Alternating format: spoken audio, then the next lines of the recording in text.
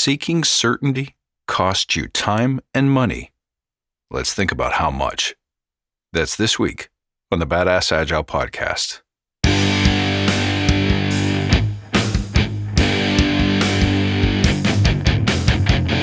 Greetings, team. Welcome to the Badass Agile Podcast. I'm your host, Chris Williams.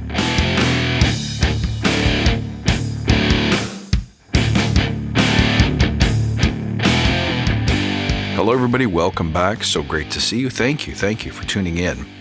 This is a topic I like to talk about. It's not new, but it's perhaps the most pervasive cause of failure and disappointment in teams of every kind. And it's also the toughest problem to crack. Now, before we get there, let's take a moment to remember why we're here. To create an elite tribe of leaders who truly serve their clients and communities by doing what matters and what works, relentlessly chasing value and excellence like a badass. There are so many resources out there about what you need to do to be agile, but we're focused on who you need to become in order to lead teams. So let's hammer down those fundamentals to create a truly unique and powerful force in this industry. And remember, if this helps you, just tell your friends. Seeking certainty means placing a higher value on consensus or evidence or safety before acting. Now, acting means doing things like building, releasing, committing, moving forward. Now, no one is immune to this problem. It's everywhere. You see, we seek as human beings to avoid mistakes or conflict. And there's nothing wrong with that, except for the fact that if you think about it, it's actually impossible to avoid mistakes. And in fact, the more pressure you put on yourself to get it right, believe me, I know this as a performer, public speaker, podcaster. If it's important to you to not make mistakes, you're probably going to make more of them. You'll also make the experience more stressful, less fun.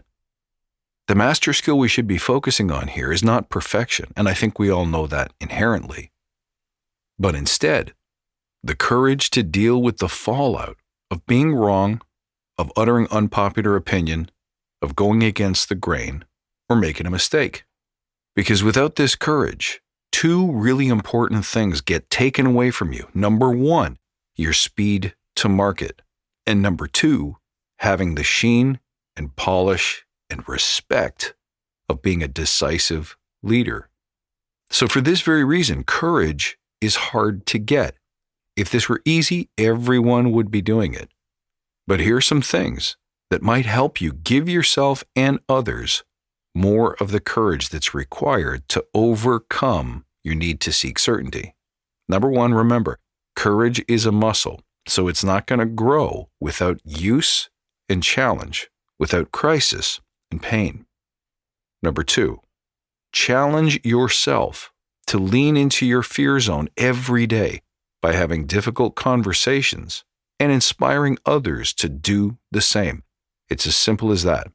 The only way to have more courage is to have more courage. It's something you gain from experience. It's something that you get by doing.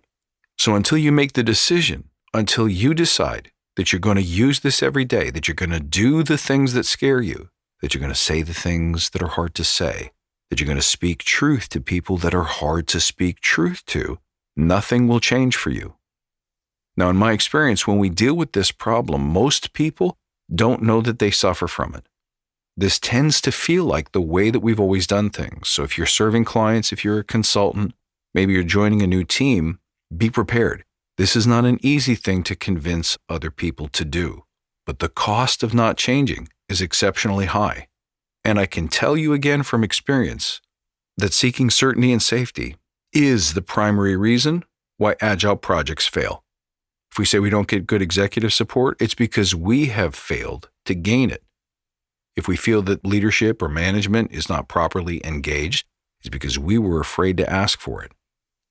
If it's because we don't feel that we're moving fast enough, it's because we fail to move quickly and decisively towards producing, doing, showing people our finished product, putting finished work into customers' hands.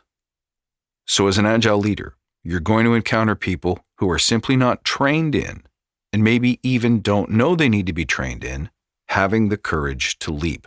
So here's some things that might help you. Number one, sometimes you just have to let teams fail. The only way to see or understand the cost of clinging to certainty is to cling to it and see what happens. And what happens is projects start to run late, people start to blame each other for failures, things aren't moving, they're going in infinite loops, we're not delivering on our promises. People start asking questions like, why isn't this moving? What's holding you back? Sometimes you have to fall flat on your face so that you can even get to a point of introspection, a point of awareness, a point of realization that allows you to say, this isn't working and something has to change. See, here's the thing. If you try to convince people, to move them, to influence them, to change their minds before they're ready, you will encounter resistance. A lot of times we think that resistance to agility is something that we experience when in fact it's something we help create because we represent change. Agile represents a different way of doing things, and as such, we have to appreciate it can be scary, it can be threatening to people. So sometimes, why push too hard? Why not let them go a sprint or two, or sometimes even longer? And when they experience that doing things the way they've always done them helps them come up short, you will save time and energy. I know it seems counterintuitive. If we let them fail, aren't we wasting time? Not exactly. If you try to push people into change before they want it, you're actually exerting energy that doesn't go anywhere. The other benefit of letting teams fail is that you get to see the characters and the patterns and the unique individual expressions of the team and all the people in it. Now, if you have a team that seems ready to leap, as they start to progress, they may get scared that the things they say, the things they do are too bold and too ambitious, and they won't have the support of the executive team. The best thing you can do, that's really badass, by the way, is to offer to take care of that for them. Just say, why don't you let me worry about that? See, that's standing between the team and danger, and they respect you for it, but they will also learn through example what courage in action looks like. See, all teaching and all coaching is a balance of telling and doing. And sometimes you just have to get in there and show them what a badass leader looks like. Another thing that can help is to create questions like, what if there was no ... Or what if you had everything you needed? These are like scenarios that they can respond to, that they can imagine. What would you do if you didn't have this limitation, if this wasn't so scary, if this wasn't so foreign? Because at least it gets them thinking about sometimes we don't always have to face the terror head on. Sometimes we can simply move around it. And that can open up their creativity, their ability to solution, and the mindset and habit of working around your blockers rather than simply sitting there and letting them block you infinitely. That can really speed things up. Another thing you can do is inventory their beliefs about going now. So if people aren't moving, if you can tell that they're waiting for more certainty and safety, and they're driving in loops and they're not getting anywhere, just ask them, what is it that we believe will happen, especially if we just go? If we go in the absence of permission, if we go in the absence of complete and perfect knowledge. And sometimes when people experience those beliefs, when they witness them and see them firsthand, it can really change their perception. It puts into cold, plain light the fact that maybe, just maybe, they're avoiding moving because of something that they fear, something that they believe will happen. And finally, you can ask the question, what else might work? So again, moving around the fear, moving around the block, and trying something different. But also sometimes it's great to ask, why not? What's the worst that could happen if we move forward?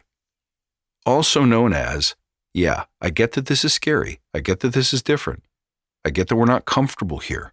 But the way to build the courage muscle, of course, is to simply do it anyway.